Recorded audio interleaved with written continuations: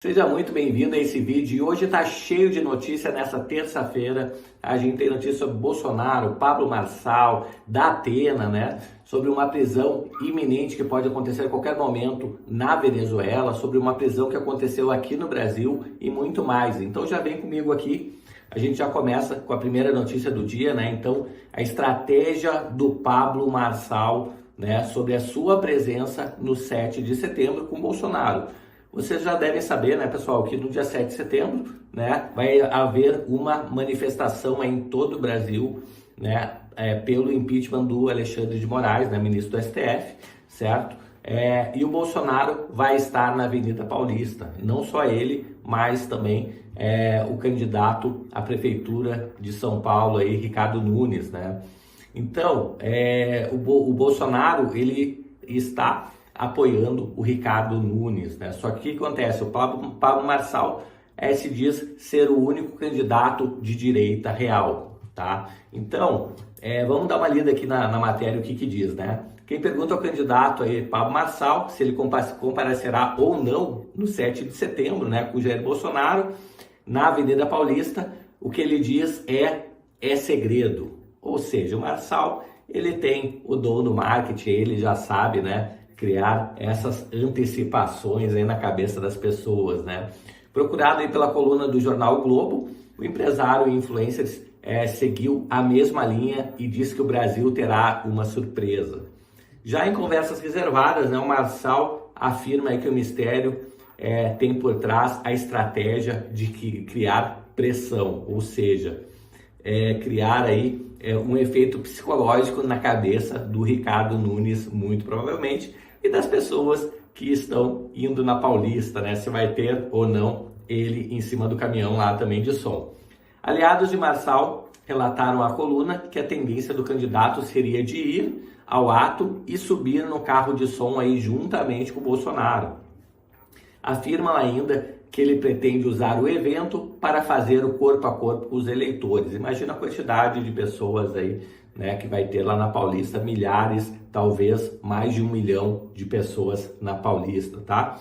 O próprio ex-presidente abriu espaço aí para o empresário participar do ato que tem entre suas bandeiras o impeachment do ministro Alexandre de Moraes, do STF, tá? Então, esse evento lá na Paulista é um evento específico, tá? Ao contrário de muitos outros que aconteceram antes.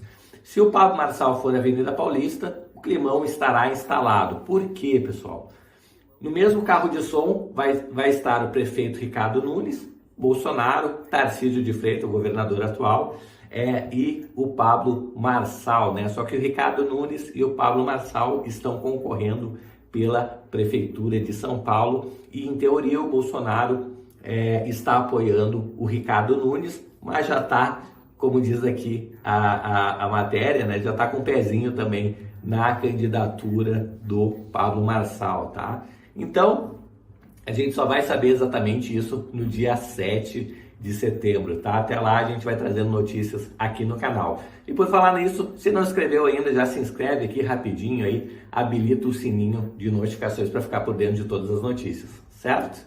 Bom, próxima notícia, ex-chefe do PSDB de São Paulo diz que Datena vai desistir da campanha. Exatamente isso, tá? Pablo Marçal, em um dos debates, cantou essa bola que o Datena, ele começa como candidato, né? Mas nunca chega até o final, né? Então já não é a primeira vez que ele tenta a prefeitura de São Paulo e desiste no meio do caminho, tá? Então, aparentemente aqui, pelo que diz a notícia, seria por motivo de saúde, tá? O ex-presidente aqui do PSDB, né, publicou há pouco nas redes sociais que o José Luiz Datena deve então desistir da campanha na capital, né, alegando problemas de saúde, tá? Então o Datena, ele cancelou uma agenda aí de campanha, né, para realizar alguns exames médicos no Hospital Sírio-Libanês, certo? E o vídeo divulgado aí por Alfredo diz que a decisão do apresentador irá ocorrer ainda essa semana, ou seja, ainda não é oficial, tá? Não foi oficializada ainda, mas muito provavelmente é isso que vai acontecer, tá? Fernando Alfredo, né, foi o principal mobilizador de um grupo tucano contra a candidatura de Datena, né, que protestou contra o apresentador na convenção partidária do PSDB, talvez em função até das desistências anteriores, né, que aconteceu novamente, pelo que está dizendo aqui. No evento, Datena foi confirmado como candidato para as eleições, né, da capital paulista, diante de manifestantes que ocuparam o corredor da Assembleia Legislativa de São Paulo com camisetas estampadas com a frase "Respeita a nossa história". Bom, isso é sendo para os próximos capítulos, né? A gente vai provavelmente, no decorrer dessa semana, a gente já vai ter mais notícias aí, né, do próprio Datena aí, se retirando da corrida para prefeito de São Paulo. Próxima notícia, né? Então a gente tem aqui uma notícia aqui do ex-ministro do STF, né? Marco Aurélio Mello, que vem questionando algumas coisas que o Moraes está fazendo, tá? Então o título da notícia da CNN é "Moraes vem errando e apoio irrestrito ao ministro é preocupante", né? Nas palavras do ex-ministro do STF, Marco Aurélio Mello, que questionou também a condução aí do processo que classificou aí como o inquérito do fim do mundo. É aquele inquérito que já está há anos aberto, né, pessoal? Vamos ver o que está dizendo aqui a reportagem. O ex-ministro do STF, então, Marco Aurélio, manifestou inquietação sobre a atual dinâmica da corte, especialmente no que diz respeito aí à atuação do ministro Alexandre de Moraes. Olha só. Em entrevista à CNN, Mello abordou questões polêmicas como o bloqueio da rede social X no Brasil e a concentração de poderes na mão de Moraes. Mello enfatizou a importância da independência e da manifestação pública dos ministros do STF. A reação deveria, no entanto,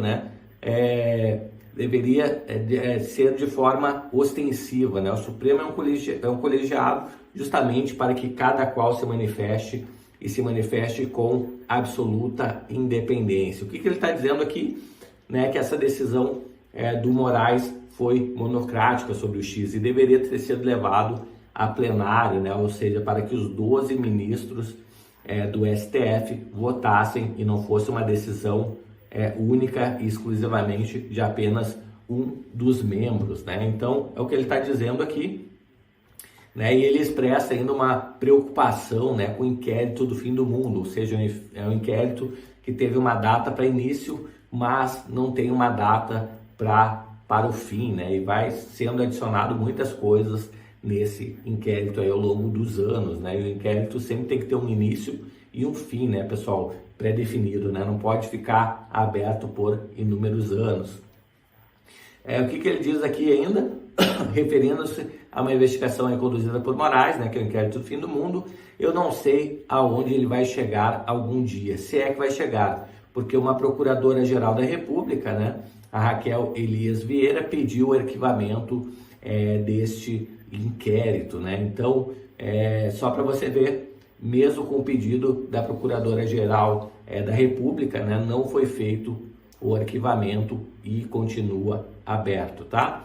A entrevista do Marco Aurélio traz à tona debates importantes sobre o funcionamento do STF e o equilíbrio de poderes da instituição. A gente vê hoje um STF muito mais político do que técnico, né, segundo as palavras do próprio Barroso.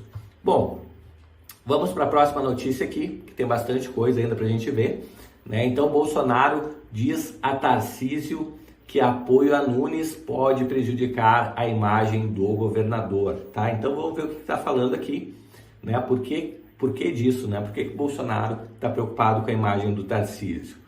Bom, o governador Tarcísio, né, disse a interlocutores ter sido aconselhado pelo Bolsonaro a tomar cuidado com uma associação excessiva da imagem dele à do prefeito Ricardo Nunes.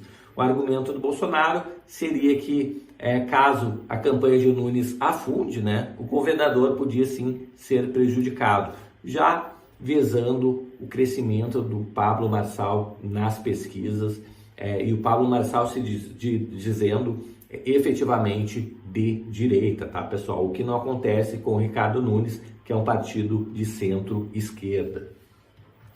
Ainda assim, Tarcísio disse nesta terça-feira que pretende nos próximos dias ter mais agendas com Nunes, né? Então, mesmo assim, o Tarcísio vai insistir nessa frente. Vamos intensificar, sim, para mostrar a importância da parceria do governo do estado, né, com a prefeitura. Não é possível resolver problemas em uma cidade com 12 milhões de habitantes sem uma parceria dessas, afirmou Tarcísio.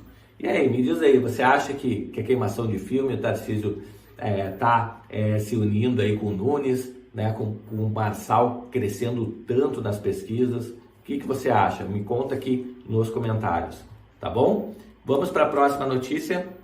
Então, a gente tem aqui agora sobre a ditadura na Venezuela, né, pessoal, que escalou um pouco mais para outro nível, tá? Então, a ditadura da Venezuela ordena a prisão de Edmundo González, tá? O Edmundo González, para quem não sabe, ele foi o presidente eleito lá na Venezuela, né? Maduro forjou lá as atas e o Edmundo mostrou as atas, né? Então, até hoje, o Maduro ainda está enrolando para mostrar as atas mais de um mês depois das eleições, né? Muito provavelmente essas atas foram danificadas, aí, queimadas, destruídas, e ele realmente não vai ter como mostrar, tá? Então, o que diz a notícia aqui? A Procuradoria-Geral do país, né, acusa o opositor por uma série de crimes como conspiração e falsificação de documentos públicos. Olha isso, pessoal.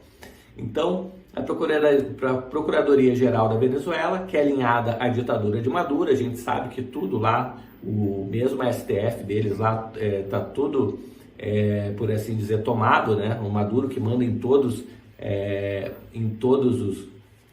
os órgãos lá, né? E dessa forma ele pediu lá a prisão do Edmundo González, né? Então, o ex-diplomata é um dos líderes da oposição e foi candidato à presidência do país sul-americano. Muitos países já consideram o Edmundo González como presidente da Venezuela, tá? Em função dessas atas que nunca surgiram aí do Nicolás Maduro, né? E em compensação, as atas que foram mostradas aí pelo Edmundo González e a Corina, né? Diz que eles ganharam com a grande maioria dos votos, tá? Então, o oposicionista derrotou o Nicolás Maduro nas eleições presidenciais no dia 28 de julho, segundo as atas da mesa de votação. Segundo o documento emitido pela PGR deles lá na Venezuela, González teria cometido crimes de usurpação de funções, falsificação de documentos públicos, instigação à desobediência das leis, conspiração e sabotagem e danos a sistemas informáticos. Dá uma olhada, pessoal, como o sistema comunista lá, né, ditatorial do Maduro faz com que apareçam aí provas aí forjadas contra o Edmundo González, que ele seria até um conspirador contra o sistema, né? O Ministério Público da Venezuela atribui esses crimes a González porque o resultado na Venezuela, né, pertence à coligação oposicionista da Plataforma Democrática Unitária, né? Publicou algumas atas aí das eleições que mostrava a derrota de Maduro com ampla margem, tá? O que aconteceu na Venezuela, né? À medida que foi encerrando as votações, tá? Os fiscais de mesa, por assim dizer, da oposição, do Edmundo González, começou a tirar fotos das atas que ficavam nas portas lá de cada uma das sessões, e depois eles consolidaram mais de 70%, se não me engano foi 80% das atas, tá? E nesses 80% aí das atas, o Edmundo ganhava aí com mais de 2/3 dos votos, tá? Matematicamente seria impossível do Maduro ganhar essa eleição, certo? Bom, vamos para a próxima notícia aqui. Então, falando um pouquinho aqui do G1, né? Então, perderam a noção da realidade, diz líder da oposição após pedido de prisão contra Edmundo González, tá? Então, Maria Corina Machado, pessoal, para quem não sabe, tá? Ela, na verdade, ia ser a futura presidente da Venezuela, tá? O Maduro não deixou que ela concorresse, inventou um monte de historinha e tirou ela da corrida presidencial, certo? E aí conseguiram colocar no lugar dela o Edmundo, tá? Que já é uma pessoa até de mais idade e tudo. E aí a Corina apoiou o Edmundo, obviamente, tá? Mas na verdade era para ser a Corina a presidente da Venezuela e não pôde por manobra política lá do Maduro, tá? E o que diz aqui a notícia? A líder da oposição, Maria Corina, criticou o pedido de prisão contra o Edmundo Gonzalez, dizendo que o Maduro perdeu toda a noção da realidade, tá? A justiça acatou o pedido do MP e emitiu um mandato de prisão. Então tá bem complicada a situação na Venezuela. Vamos ver como se desenrola aí, né, as cenas dos próximos capítulos. Eu imagino que ele esteja escondido num lugar seguro, o Edmundo e a Maria Corina, né? E por fim aqui a gente tem uma última notícia. Prefeito de Criciúma, Santa Catarina, é preso em operação do Ministério Público no estado, né? Então vamos ver aqui o que fala aqui a foto dele. Vamos ver aqui o que fala essa notícia. Então, numa operação que investiga crimes na prestação de serviços funerários em Criciúma, resultou na prisão preventiva de 10 pessoas, né? E entre as pessoas, detido o prefeito Clésio Salvaro aí, do PSD, tá? A administração municipal informou que está reunida para elaborar um posicionamento oficial. Prisões também ocorreram em Jaraguá do Sul, São José e também Florianópolis, tá? Então, segundo o Grupo de Atuação Especial de Repressão a Crime, o Ministério Público de Santa Catarina, né? Os envolvidos foram denunciados por organização criminosa, fraude, licitatórias, corrupção e outros crimes. Uma pena que ainda tenha esse tipo de coisa ainda acontecendo no nosso Brasil, ok? Se você chegou até aqui, me ajuda aí se inscrevendo no canal, habilitando o sininho. Eu falo diariamente aqui nesse canal sobre finanças, investimentos e as notícias aí que abalam os mercados. Vou deixar um link aqui na descrição para você participar também no nosso grupo de WhatsApp, o nosso grupo de Telegram, ok? Vou ficando por aqui, um grande abraço e a gente se vê num próximo vídeo. Até mais, tchau, tchau!